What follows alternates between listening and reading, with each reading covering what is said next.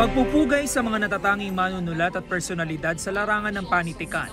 Kinilala mga obra at kontribusyon nila sa Komisyon sa Wikang Filipino Gabi ng Parangal 2025. Sa pagsulat ng dulang tandem, ikatlong gantimpala sina Alpine Christopher Moldez at Clara Espedido. Ikalawang gantimpala naman si Hannah Lasenya. Nagkamit naman ang unang gantimpala si Larry Boy Sabangan sa dulang Sino Ba Dapat Ang Magsaing.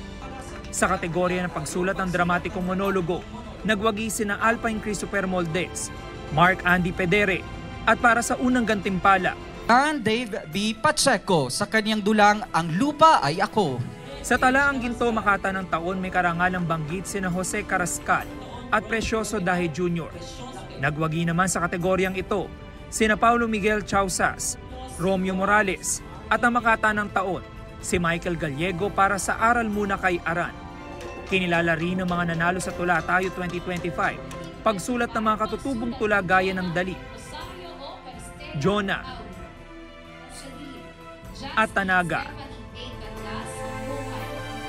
Sa unang pagkakataon, nagdaos din ng timpalak na Tulang Senyas gamit ang Filipino Sign Language.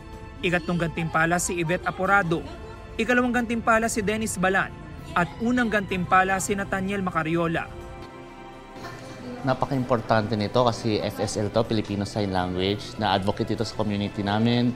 At yun din para sa mga hearing community para makita nila kung anong kakayanan ng magagawa ng mga deaf person. Nakatanggap naman ng Gawad Dangal ng Panitikan 2025 sina Luna Sikat Cleto, Agustin Pagusara Jr. at ang batikang direktor at manunulat na si Rodolfo Jun Lana Jr. Ito ang unang balita. James Agustin para sa GMA Integrated News. Igan, mauna ka sa mga balita, mag-subscribe na sa GMA Integrated News sa YouTube para sa iba't ibang ulat sa ating bansa.